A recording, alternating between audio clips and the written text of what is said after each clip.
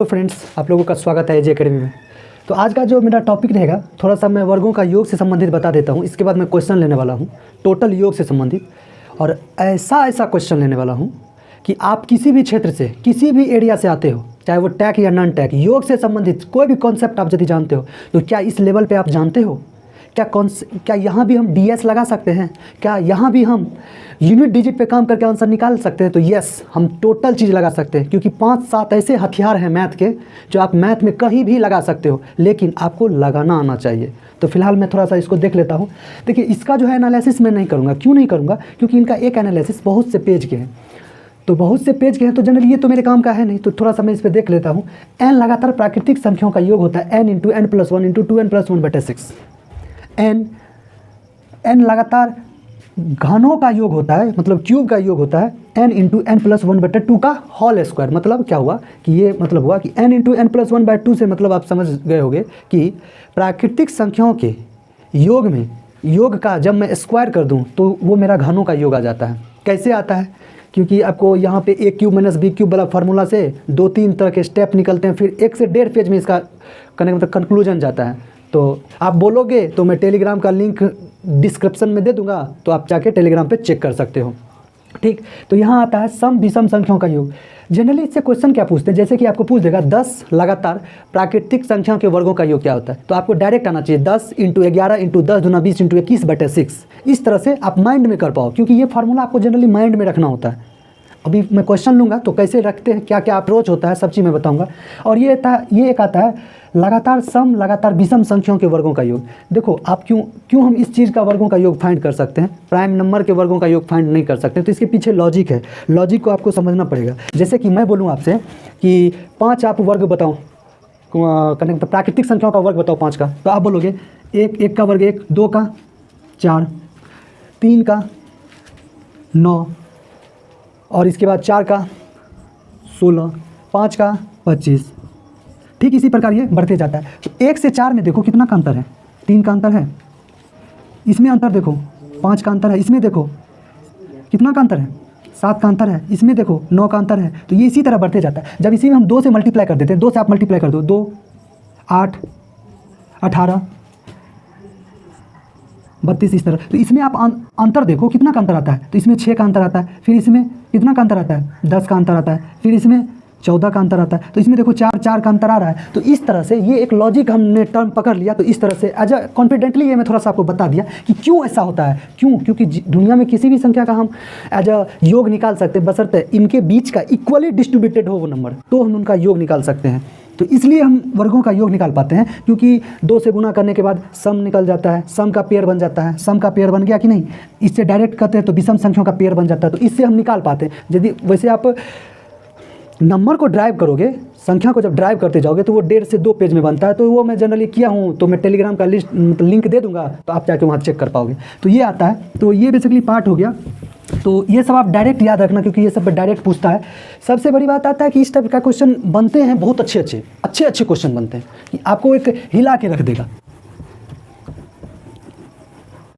तो हाँ दोस्तों, अब आते हैं नए स्लाइड में क्वेश्चन के साथ, क्योंकि आज का क्वेश्चन ही मेरा मेन टॉपिक था।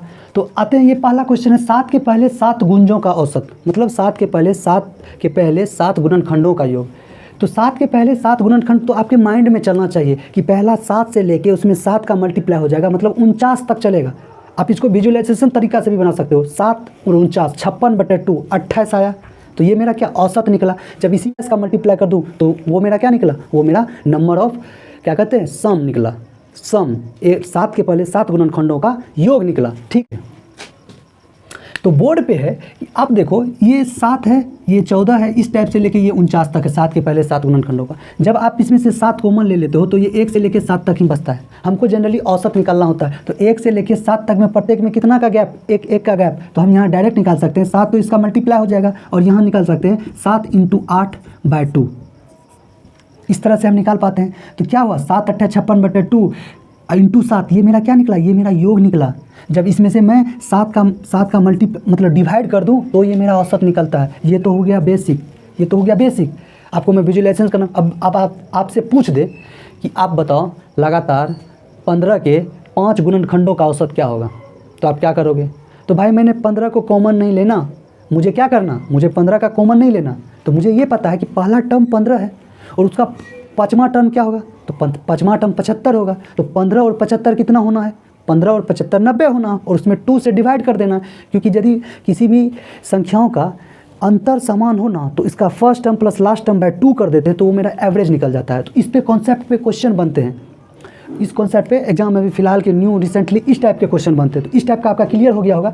एक क्वेश्चन और बनते हैं, लगातार दिया रहेगा तब तो आप जनरली तुरंत फाइंड कर लोगे, क्योंकि ये वाला फार्मूला एक बेसिक फार्मूला मैं अभी लिखूंगा, और n इंटू एन प्लस 1/2 ये प्राकृतिक संख्याओं का योग, ये जनरली सबको पता होता है। इसके पीछे का लॉजिक भी मैंने कल आपके पिछले वाली वीडियो में बता दिया हूँ।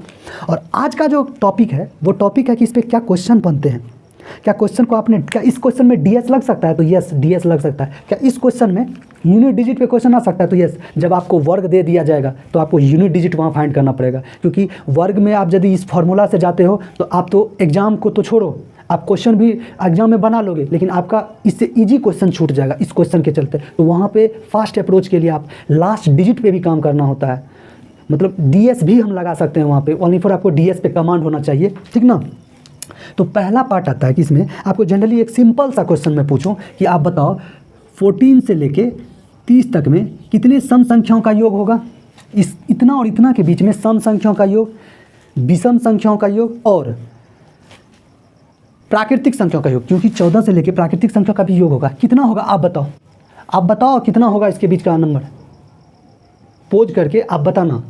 नहीं हो तो अब मैं इसका एनालिसिस करता हूँ। इसका दो तरीका है, एक बेसिक और एक थोड़ा सा उससे थोड़ा सा ऊपर वाला, क्योंकि ऊपर वाला थोड़ा सा माइंडेड होता है। जनरली हमको नए नंबर ऑफ टर्म निकालना होता है। यदि हम नंबर ऑफ टर्म निकाल लें तो मेरा कोई भी सवाल इस टाइप में योग संबंधित आपका एज अ धुआं कर दोगे आप, यदि आप नंबर ऑफ टर्म निकाल लेते हो। वहीं पर होता क्या है, नंबर ऑफ टर्म निकालने में आप एक का जनरली मिस्टेक करते हो, एक कब जोड़ें, कब एक सम संख्या अधिक होगा, कब एक विषम संख्या कम होगा, यही जनरली मिस्टेक होता है। हमसे भी होता था, हमने इस पर थोड़ा सा काम किया अपना। तो आप भी इस चीज़ को देखना, ज़्यादा का मिस्टेक नहीं, ओनली एक का मिस्टेक होता है। तो अब बताओ, इसे यदि हम जाएँ बेसिक फार्मूला के तौर पर, तो 1 से लेके 30 तक में कितने टर्म, तो भैया 1 से में 29 जोड़ेंगे तो 30 आएगा, तो 29 और एक ये 30 टर्म मतलब 15 सम 15 विषम। तो अब देखो इसी फार्मूला से बनाएंगे प्राकृतिक संख्याओं का योग से, तब इसका एडवांस वर्जन देखेंगे कि किसी भी संख्या का यदि इक्वल समान हो तो फर्स्ट टर्म लास्ट टर्म बटे 2 करके कैसे औसत निकालें। औसत में जब नंबर ऑफ टर्म से गुना कर देते हैं तो कैसे इसका नंबर ऑफ टर्म से जब गुना कर देते हैं तो कैसे इसका योग निकाल पाते हैं, ठीक ना। तो देखियो 1 से लेकर 30 तक में कितने टर्म, 30 टर्म। तो इसका आंसर नंबर ऑफ प्राकृतिक संख्या का योग क्या होगा 1 से लेकर 30 तक, क्योंकि दो फार्मूला होता है। आप डायरेक्ट इस पर भी बना सकते हो या 1 से जाके यहाँ तक भी बना सकते हो। तो मैं पहले 1 से जाके यहाँ तक बनाता हूँ, फिर डायरेक्ट फटाफट 10 सेकेंड 15 सेकेंड में इसका भी आंसर आना है। देखो कैसे, 1 से लेकर 30 तक में कितने नंबर ऑफ टर्म, तो 1 से लेकर 30 टोटल 30 हो गया। निकालना कितना, फर्स्ट टर्म 30 और फर्स्ट टर्म 1 और लास्ट टर्म 30, तो इंटू 31 हो जाना है बटे 2, ये टोटल हो गया। 13 तक को हमको घटाना है तो क्या होगा, -13 इंटू 14 बटे 2, n इंटू n प्लस 1 बटे 2। यदि हमको सम पूछे तो सम क्या होगा, तो नंबर ऑफ सम टर्म पता होना चाहिए। नंबर ऑफ सम टर्म कितना होता है, ये तो 15 हो गया, 15 को नंबर ऑफ सम टर्म होगा, तो 15 को नंबर ऑफ सम टर्म होगा, तो आपका योग क्या होगा 15 इंटू 16 बटे 2 इंटू 16 बटे 2 माइनस, तो 15 को होगा कितने सम टर्म 13 तक में हो गए, तो 13 तक में कितने सम टर्म होंगे, तो 13 तक में कितने सम टर्म होंगे, तो 13 तक में 6 इंटू 7, इतने 6 इंटू 7 टोटल 6 सम टर्म होंगे। अब बताओ 1 से लेके 30 तक में कितने विषम टर्म होंगे, 15 विषम टर्म होंगे। अब विषम टर्म का वर्गों का योग क्या होता है, n² होता है, तो ये n² हो जाएगा।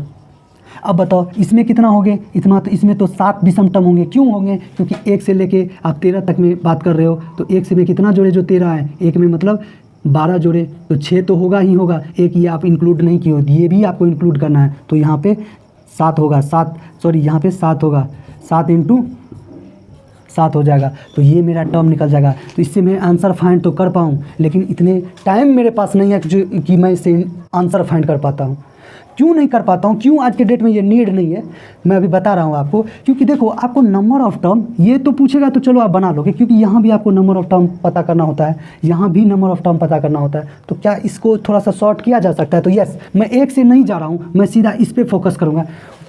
ओनली फॉर हमको नंबर ऑफ टर्म पे फोकस करना होता है, क्योंकि हमको नंबर ऑफ टर्म पता होना चाहिए। अब देखो आपसे मैं इसको कितना शॉर्ट में बनाता हूँ और फिर उसको विजुअलाइजेशन भी करना है।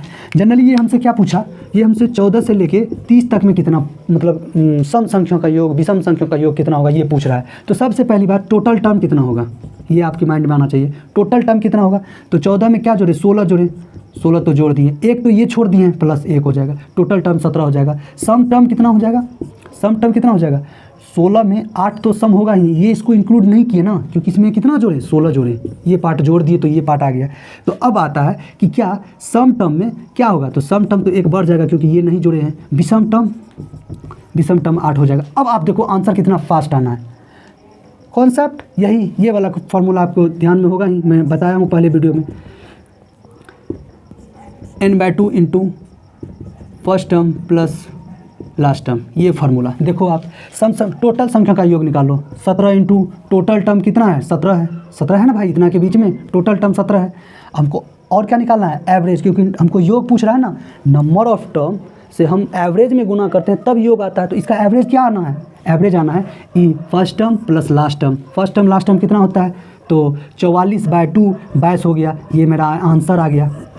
जब हमको सम पूछे तो क्या होगा, पहला सम टर्म क्या होगा, लास्ट सम टर्म क्या होगा, 30, 30 14 44/2 22, मतलब 9 टर्म, 9 इंटू 22।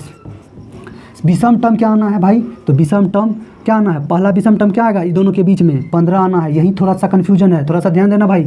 यहाँ फर्स्ट टर्म को 14 नहीं ले सकते हो, क्योंकि विषम टर्म में नंबर ऑफ टर्म ना फाइंड कर रहे हो। तो नंबर ऑफ टर्म यदि आप फाइंड कर रहे हो तो पहला नंबर ऑफ टर्म 15 होगा, 15 होगा। तो लास्ट टर्म क्या होगा, क्या 30 होगा, नहीं, यहाँ 29 होगा।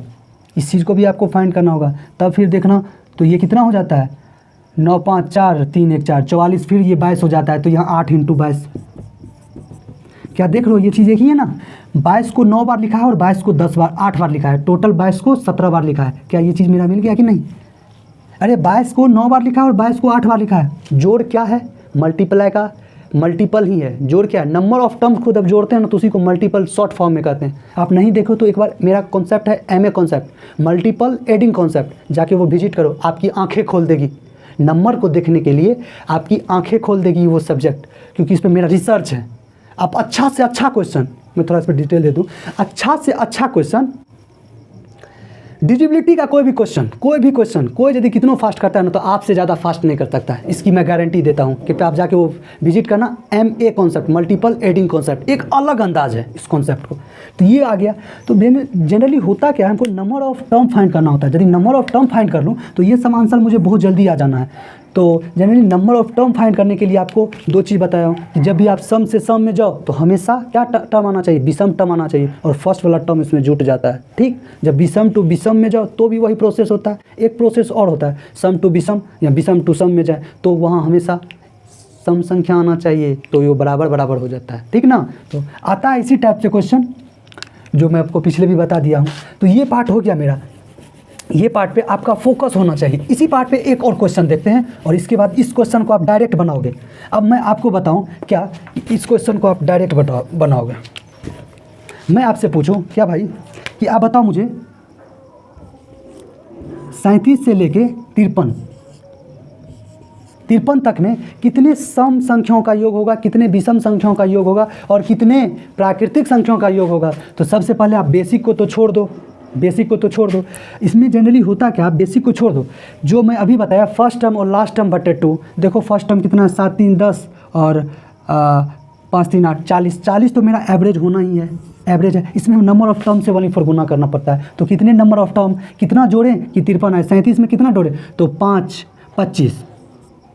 25 जोड़े, तो ये मेरा क्या है 25 इसमें जोड़ें तब ये नंबर आया। मैं इसको इंक्लूड नहीं किया हूँ, इनको इंक्लूड किया हूँ क्या, तो इसको इंक्लूड नहीं किया हूँ, इसको इंक्लूड करेंगे, ये इनको इंक्लूड करेंगे तो ये मेरा टर्म 26 हो जाना है। तो मैं यहाँ से क्या कर सकता हूँ, मैं यहाँ से डायरेक्ट कर सकता हूँ कि टोटल 26 टर्म, तो इसका औसत क्या हो गया, प्राकृतिक संख्याओं का योग ये हो गया। अब सम संख्या पूछे तो भाई टोटल सम संख्या कितना, एक इसमें जोड़ दो आप, तो 26 13 इंटू 40, 13 इंटू 40, ये सम संख्याओं का योग हो गया। विषम संख्याओं का योग पूछे तब मैं क्या करूं, तब इसमें आप एक जोड़ दो, एक जोड़ दोगे तो कितना, वहाँ वो भी मुझे 13 टर्म मिलेगा, तो उसमें भी आप डायरेक्ट 13 इंटू 40 कर दोगे, तो डी निकला 40 इंटू 26। वही चीज़ यहाँ भी लिखा हुआ है, ये दोनों को जोड़ दो, सम संख्या और विषम संख्या को, तो ये आंसर आ जाना है। अब मेन फंसता कहाँ पे, आप स्क्वायर का दे दें, क्यूब का दे दें, तो जनरली यहाँ के क्वेश्चन में आपको ये अप्रोच लगाओगे तो थोड़ा सा लेंदी पड़ जाता है, तो वहाँ हम डीएस लगाते हैं, वहाँ हम यूनिट डिजिट पे काम करते हैं, क्योंकि मेरा यूनिट डिजिट बहुत फास्ट है, मैं यूनिट डिजिट बहुत जल्दी फास्ट कर पाता हूँ और डीएस भी मैं बहुत जल्दी फास्ट कर सकता हूँ। जैसे कि मैं आपको बताऊँ कि आप बताओ भाई 1 से 35 से लेके 1 से 40 तक के स्क्वायर का योग बताओ, स्क्वायर का योग बताओ। तो इस टाइप के सवाल को आप कैसे करोगे, तो जनरली इस टाइप के सवाल को करने के लिए आपको डीएस पे कमांड होना चाहिए। लास्ट डिजिट से करोगे तो भी, क्योंकि लास्ट डिजिट में हमको 7 संख्या पे जाना है, 5 1 6, टोटल 6, नंबर ऑफ टर्म 6 को जोड़ना है। क्या हम इसमें ये वाला फार्मूला लगाएं, ये वाला फार्मूला तो लगना भी नहीं है भाई, क्योंकि औसत तो सेम आना ही नहीं है। यहाँ पे आपको हमेशा n into n plus 1 into 2n plus 1/6 वाला फार्मूला ही लगना है। यहाँ पे आप कभी भी ये फार्मूला मत लगा देना, क्योंकि यहाँ तो एवरेज सेम होता है ना, यहाँ तो डिफरेंस नंबर का सेम होता है, लेकिन ये स्क्वायर वाले में, क्यूब वाले में डायरेक्ट निकाल सकते हो, लेकिन लगातार 1 से लेके लगातार आप लगातार इंडिविजुअली, जैसे इस फार्मूला का निकाल सकते हैं 37 से लेके 53 तक 75 औसत निकाल सकते हैं, क्योंकि नंबर ऑफ टर्म मतलब योग में नंबर ऑफ टर्म से डिवाइड कर देंगे तो वो मेरा औसत निकल जाएगा। तो यहाँ ये फार्मूला नहीं लगाया जा सकता है, तो यहाँ डीएस भी लगाया जा सकता है। डीएस कैसे यहाँ लगता है, थोड़ा सा ट्रिक बताता हूँ मैं। डीएस देखो, यहाँ डीएस लगाने का तरीका है, क्योंकि किसी भी संख्या का स्क्वायर, दुनिया में यदि कोई भी संख्या का स्क्वायर है तो उसका योग जो है 1497 आना है। उसका योग यहाँ तो 1 आएगा या 4 आएगा या 9 आएगा या 7 होगा। दुनिया में यदि कोई भी संख्या क्यूब है, कोई भी इंटीजर मतलब कोई भी इंटीजर नंबर का क्यूब है, वैसे प्राइम मतलब फ्रैक्शन का भी मतलब क्यूब होता है, तो वो तो फिर फ्रैक्शन में आ जाना है। कोई भी पॉजिटिव इंटीजर का यदि क्यूब है तो इनका योग जो होता है, वो संख्याओं का योग जो होता है 189 है। अब किसी भी संख्या को जोड़ लो, यदि वो क्यूब है तो 189 आना है, स्क्वायर में 1497 आना है। तो अब देखो यहाँ पे मैं कैसे डीएस लगाता हूँ। डीएस जैसे कि 3 1 4 1 5 5 का मतलब क्या हुआ कि 25 7, अगला जो संख्या आएगा वो एक ही ना इससे बड़ा रहेगा, तो 6 आना है। 36 मतलब 9, अगला 7, फिर 49, 9 तो कंसीडर करते नहीं है, यदि आपको डीएस पता होगा तो 4, फिर कितना, फिर 7 8 आना है। 8 का क्या करते हैं, तो 8 में क्या होगा 64, फिर 1 आ गया, 1 का स्क्वायर तो 1 ही आता है, देखो ये देख लो। फिर 9 आ गया तो 81 फिर 9 को कंसीडर करो या नहीं करो, आप बराबर है। फिर 0 आ जाता है, 0 का स्क्वायर 0, क्योंकि फिर 0 देख लो तो 5 का स्क्वायर 25 और 7, तो यहाँ 7 आ जाना। अब इसको जोड़ दो तो लास्ट डिजिट मिल जाएगा आपको, किसी भी संख्या का लास्ट डिजिट मिल जाएगा। लास्ट डिजिट जनरली यहाँ पे 2 संख्याओं का आपको मिल जाएगा, तो आपको क्या करना है, तो आप ये संख्या को लास्ट डिजिट से 5 6 7 8 9 10, ये संख्या हो गया 11 18 26 35 1 36 35 1 35 350 360, तो मतलब लास्ट संख्या 6 आना है। इस टाइप से भी आप कर सकते हो, तो इस टाइप का बनता है। और डीएस इसमें भी लगा सकते हैं। डीएस ये तो मैं एक क्वेश्चन पे बता रहा हूँ, क्योंकि एक वीडियो में मैं बहुत कुछ नहीं बता सकता हूँ।